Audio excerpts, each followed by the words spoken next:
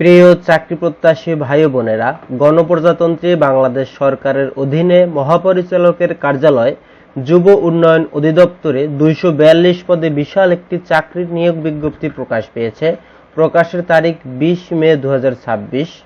এই চাকরিটিতে আবেদন করতে হলে আপনার কি কি শিক্ষাগত যোগ্যতা থাকতে হবে, কত টাকা বেতন পাবেন এবং কিভাবে আবেদন করতে হবে সবকিছু A to Z থাকছে এই ভিডিওতে। তবে তার আগে সকল ধরনের চাকরির নিয়োগ বিজ্ঞপ্তি সবার আগে পেতে আমাদের চ্যানেলটি সাবস্ক্রাইব করুন এবং আমাদের সাথে থাকুন।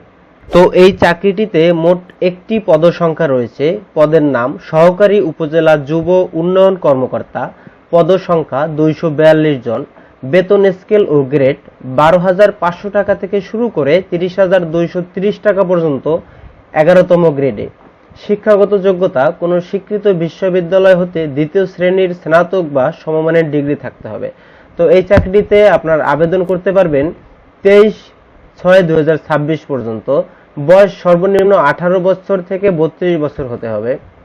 তো এই চাকরিটিতে আবেদন করার জন্য আপনাকে চলে যেতে হবে doyd.teletalk.com.bd এর ওয়েবসাইটে। তো এই ওয়েবসাইট থেকে আবেদন করার পরে আপনার ফোন নাম্বারে পরীক্ষার দিন, তারিখ এবং জায়গা জানিয়ে দেওয়া হবে। তো বন্ধুরা, সবার কাছে আবারও সেই ছোট্ট একটি অনুরোধ, যারা আমাদের চ্যানেলটি এখনো সাবস্ক্রাইব করেননি অবশ্যই সাবস্ক্রাইব করবেন চাকরির সকল ধরনের নিয়োগ বিজ্ঞপ্তি সবার আগে পেতে। ধন্যবাদ সবাইকে। আসসালামু আলাইকুম।